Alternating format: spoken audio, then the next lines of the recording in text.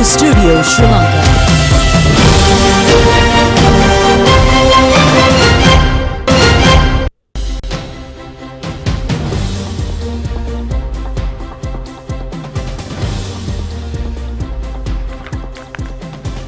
Pleasant evening and a very warm welcome to the national news on Rupavahini Channel 9. I'm Dulanjali Ananda. I'm Charita Binipurarachi, and let's move on to the headlines for tonight's news.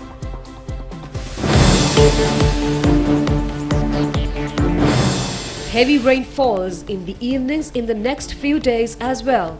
A severe warning on lightning. The University Grants Commission expresses optimism over university lecturers speedily returning to advanced level paper marking process. The Committee on Public Accounts says 33% of Samurdhi families are not eligible to receive aid. A disciplinary inquiry against AHM Fauzi. The public complained that selling of eggs by weight is disadvantageous to them. 2 champion skydivers jump from the Lotus Tower. 25 persons killed in a Russian air attack in Ukraine.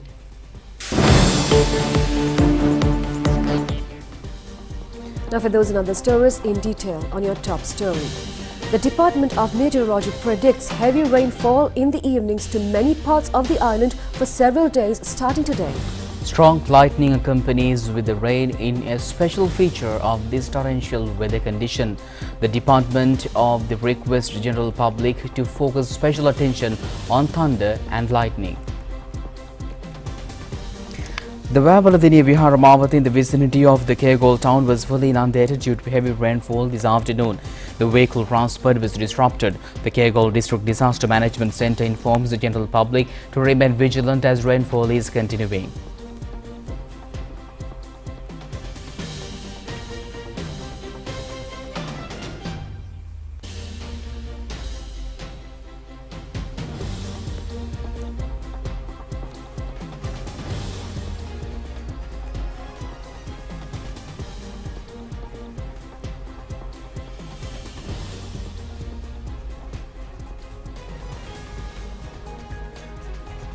Our correspondent says several locations in the Gampa town has also come underwater due to excessive rainfall.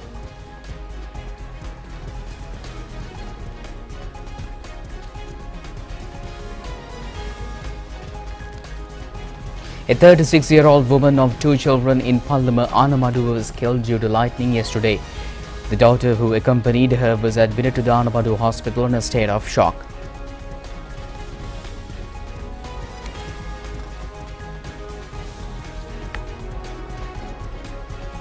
The National Building Research Organization has issued a danger signal of under stage 1 regarding the existing situation. The Department of Meteorology says that the excessive conductive situation has been created for heavy rainfall, especially during the evening in the next few days.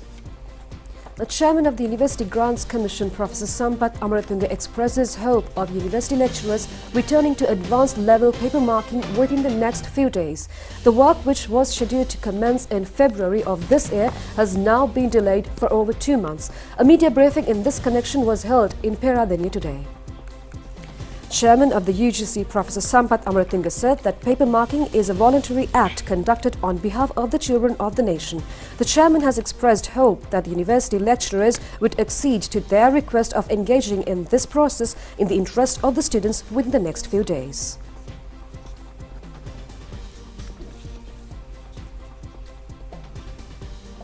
After several years of absence, the Goal Literary Festival is set to make a grand return thanks to the directive from the President Ranil Wickremesinghe with a focus on promoting the tourism industry. A series of programs featuring various art forms will be held in the areas of Gol, Mathura, Ahangama and Hikadua. A preliminary meeting was held in this regard yesterday at the Presidential Secretariat under the patronage of the President. The series of programs is scheduled to commence in January next year. Many programs aimed at promoting the tourism industry through various art forms are also scheduled to be released of consisting various art elements including the new art media, music, fashion show, book exhibitions and festivals. President Ranil Wickremesinghe stresses that the revival of the tourism industry is a top priority of the government and the support of all parties is necessary for the programs to be successful. The Committee on Public Accounts says nearly 33% of the families receiving Samruddhi benefits are families that should not be entitled to Samruddhi benefits, COPA disclosed. It further points out that a similar percent of families are the families who should be entitled to the Samruddhi benefit who are not entitled the Samruddhi benefit. This was disclosed when the Committee on Public Accounts chaired by Lasantha Alagiyawanna met recently in Parliament to review the matters included in the reports of the Auditor General for years 2019, 2020 and 2021 and the current performance of the Department of Samruddhi Development. According to a survey conducted covering the entire island from 2015 to 2017, this information was discovered and it was stated that 449,979 families should be removed from the Samruddhi subsidy. Accordingly, it was also disclosed that some of the Samruddhi beneficiaries who received the monthly benefits remitted to the Prajamula banks kept them in their bank accounts for a long period of time, and according to the surveys, the amount kept in the savings accounts of 2,433 beneficiaries in 41 domains of 10 Prajamula banks amounted to Rs 59,951,537. The empowerment of the beneficiaries was also discussed at the committee meeting, and the COPA chair was of the view that it was observed that there has been no proper program regarding the empowerment of the beneficiaries. Also, the financial subsidies received in the year 2022 under the assistance of the World Bank were also discussed here, and the future plans of this department were also inquired about according to the updates planned to be done from the coming July. General Secretary of the Samagi Janabada Vegi Ranjit Madhuba Bandara says disciplinary action will be taken against SJP parliamentarian A.H.M. Fauzi for voting in favour of the International Monetary Fund agreement in the parliament. MP Ranjit Madhuba Bandara said that A.H.M. Fauzi, who entered parliament after contesting under the telephone symbol of the Samagi Janabala Vege, has voted in a parliamentary vote by going against the party decision.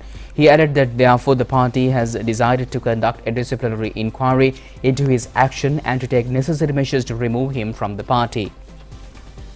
State Minister of Finance Ranjit Siambalapitiya says that the government is acting with a sense of transparency with regard to the IMF agreement. He further points out that it was due to this reason that parliamentary debate is being conducted on this issue. State Minister Ranjit Siambalapitiya said that the government, in its efforts to maintain transparency, has decided to conduct progress evaluations in every 6 months. The entire country has the responsibility to fulfill appropriately all the criteria granted.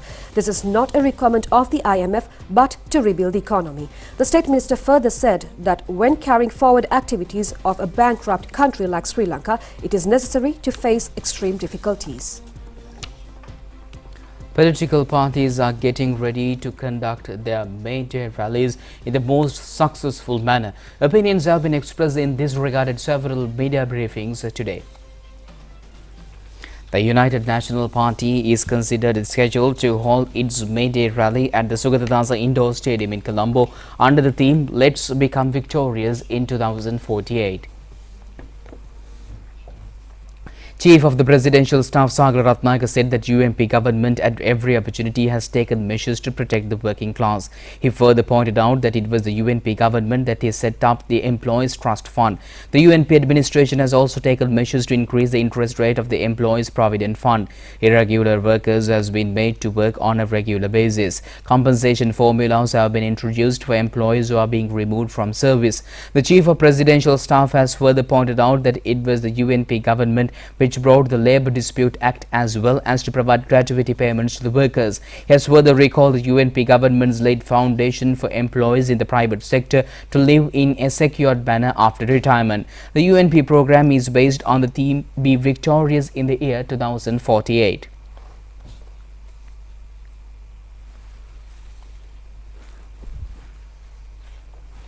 The Sri Lanka Podujana Peramuna May Day rally will be conducted at the Campbell Park this year as well. Representatives of the party have arrived at the venue today to attend the organizing activities.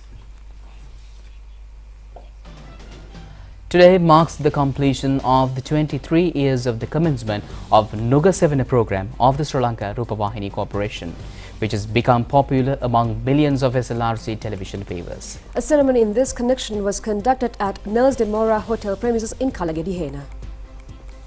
Chairman of the National Television, W.B. Ganegala, and group of corporation officials were among the participants of the Nugasevana 23 commemoration ceremony. Medical clinics, advisory services, enlightening on self-employment, beauty and bridal dressing programs were conducted in this connection. The Ru Kirula 2023 Aurudu Kumara Kumariya have also attended the workshop. The Niroshan with Sunfire Group had presented several dancing events.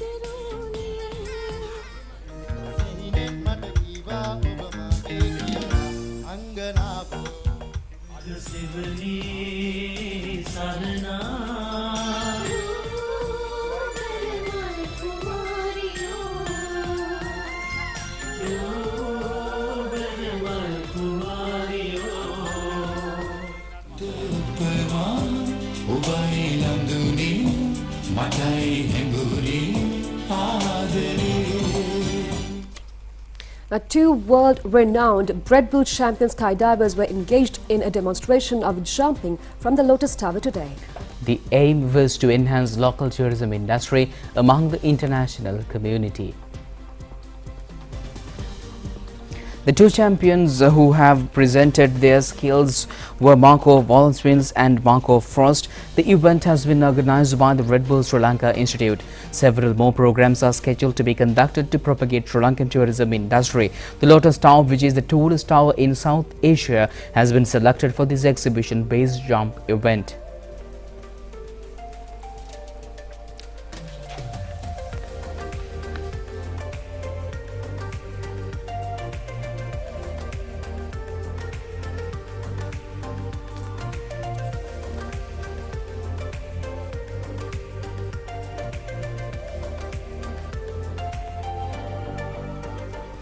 A special meeting was held to discuss on receiving infants under 3 months of age abandoned by their mothers who are unwilling to reveal their identity and to make legal decisions in this best interest of the child under the existing law.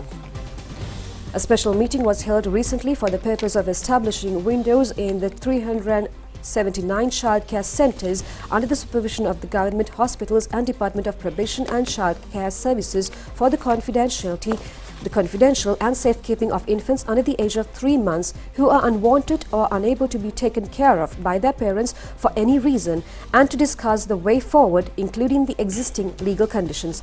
This special committee meeting was held under the guidance of Minister of Justice, Prisons Affairs and Constitutional Reforms, Vijayadasa Rajapaksa, and State Minister of Women and Child Affairs, Geeta Kumarasinghe.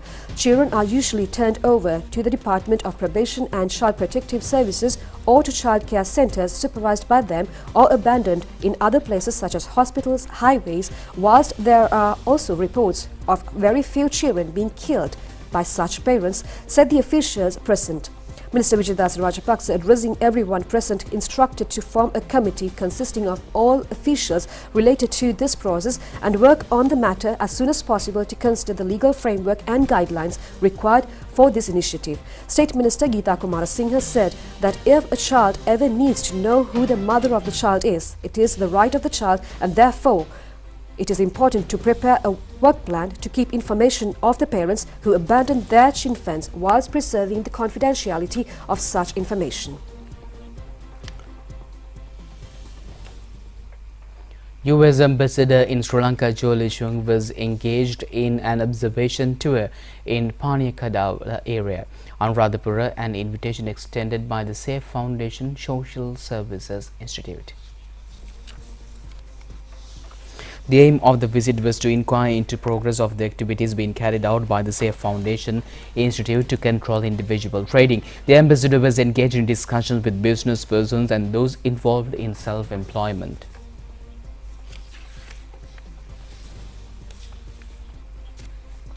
Consumers say the methodology used to provide eggs based on weight has been unsuccessful.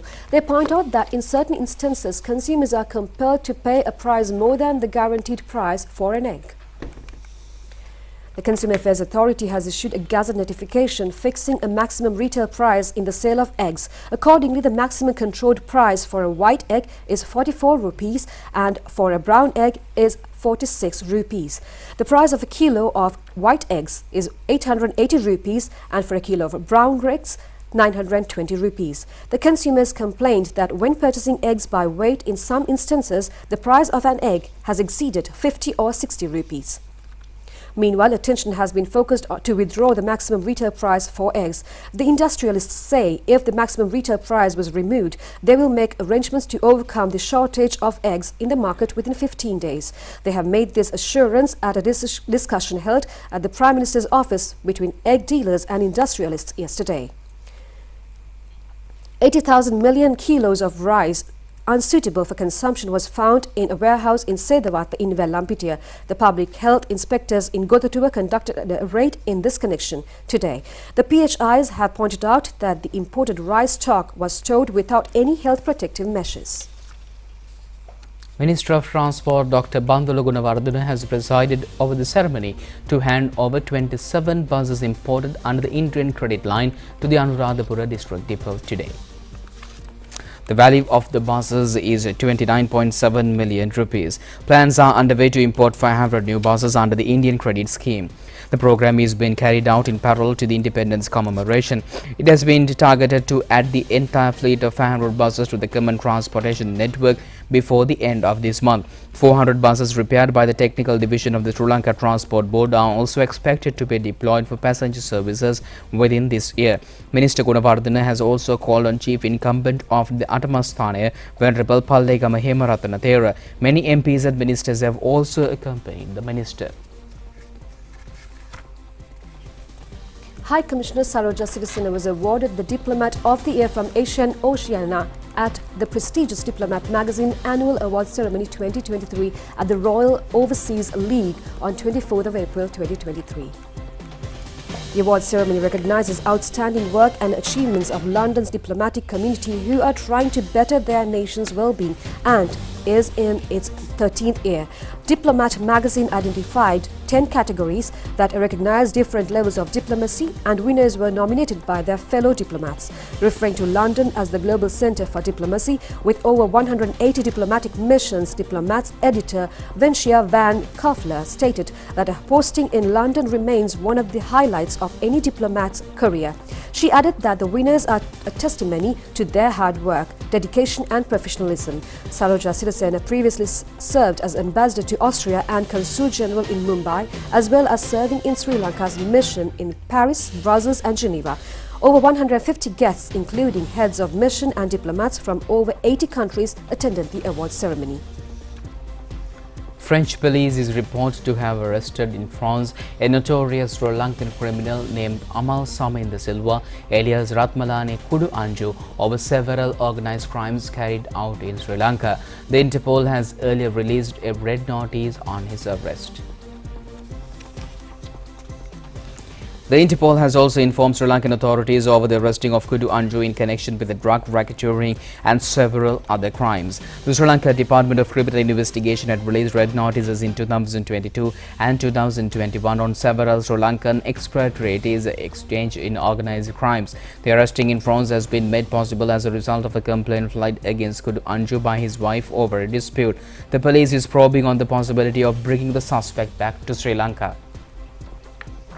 Zoological officials say that there has been an improvement in the health condition of Muthuraja elephant, which is brought to the Dehiwala Zoological Gardens from the Kandavihara in Alutgama through mediation of the Embassy of Thailand.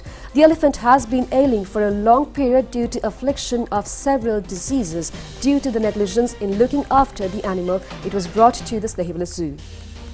The government of Thailand has donated the Muthuraja to Alutgama Kandavihara.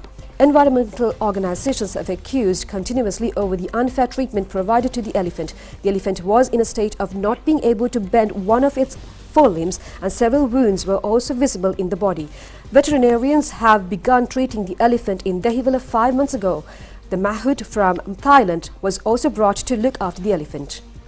Director General of the Department of Zoological Gardens says there is a possibility of providing further treatment to the affected front leg of the elephant if further permission is granted to look into its well-being.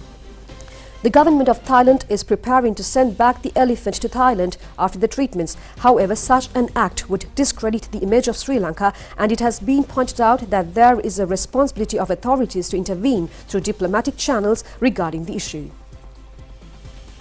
That's it on local news. Stay tuned for international stories coming up next.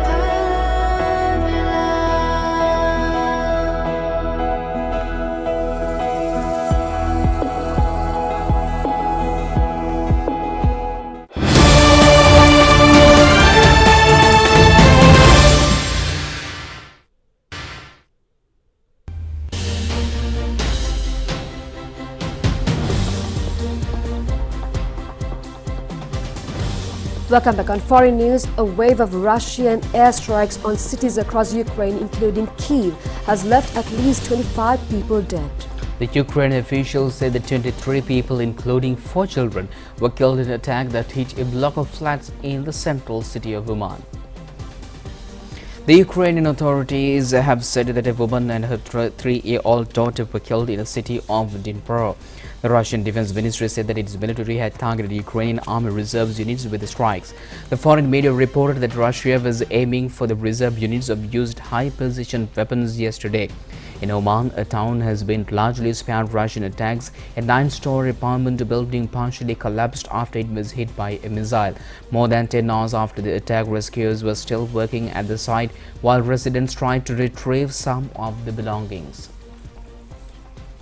Coast Guards have recovered the bodies of 41 migrants off the Tunisian coast as the number of people dying as they try to reach Europe from Africa soars. The officials said more than 200 people had drowned in the last 10 days. Tunisian morgues were running out of space and authorities were struggling to contain the surge in attempted crossings. The country has taken over from neighboring Libya as the main country or embarkation point for migrants. Parts of the Tunisian coastline are only about 150 kilometers from Lampedusa, an Italian island frequently used as a crossing point to the mainland. The authorities said that on Tuesday they had more than 200 bodies, well beyond the capacity of the hospital, which creates a health problem. The United Nations Migration Agency said that when people are departing from the Libyan coast were also included. Moving to the Sudan crisis, fighting between Sudan's army and parliamentary rapid support forces have entered into a third week, with airstrikes and artillery causing dark smoke over the capital Khartoum and adjacent cities of Bahri and Omdurman. Battles raged despite the announcements of a 72-hour ceasefire extension yesterday. Volker Perthes, UN Special Representative in Sudan, said that the sides has nominated representatives for talks which had been suggested for Jeddah, Saudi Arabia or Juba in South Sudan. Through he said there was a practical question over whether they could get ready to actually sit together. He said no timeline has been set for talks. Perthes noted that he had told the Security Council both sides so they could not win the conflict, most recently in a briefing couple of days ago, but his also attitudes were changing. A 5.2 magnitude earthquake occurred in the Verde Islands Passage, southeast of Batangas province early morning today. The epicenter was about 19 kilometers south-southeast of Calataang, Philippines. The tremor occurred at a depth of about 108 kilometers and light shaking was probably felt throughout parts of southern and central Batangas province. There have been no initial reports of damage or casualties as a result of the earthquake. Historic stone of Scone is moved to London for King Charles' coronation, also known as the Stone of Destiny. It is regarded as a sacred historic symbol of Scotland's monarchy and the nationhood. The historic stone of Scone, the ancient coronation stone upon which monarchs in Britain has been crowned for centuries, has left Scotland for London under tight security ahead of next week's coronation of King Charles III, officials said yesterday. Also known as the Stone of Destiny and regarded as a sacred stone symbol, historic symbol of Scotland's monarchy and nationhood, it has been moved from the permanent home at Edinburgh Castle for the first time in more than 25 years, Historic Environment Scotland said.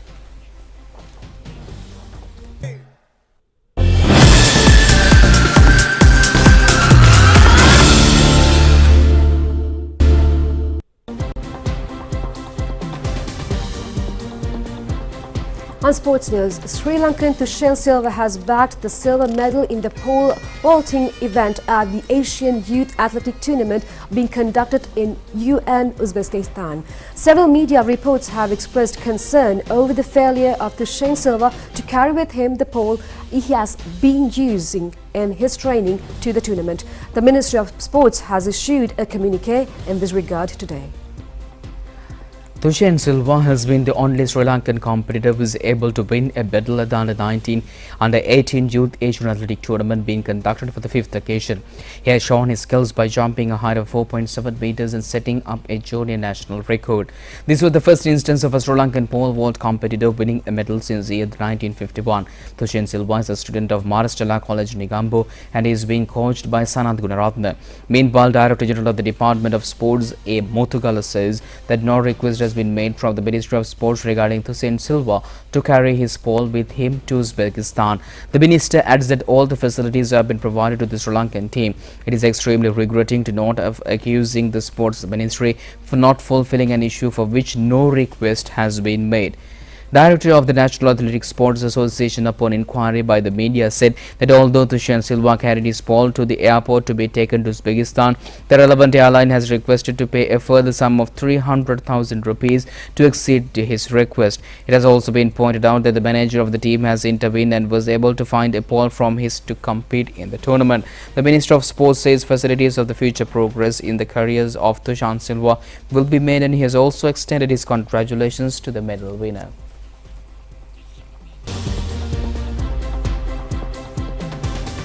And that's all the news we have for tonight. Join us tomorrow at the same time for the very latest on Channel I. I'm Dulanjali, together with Charita, signing off. Good night. Good night.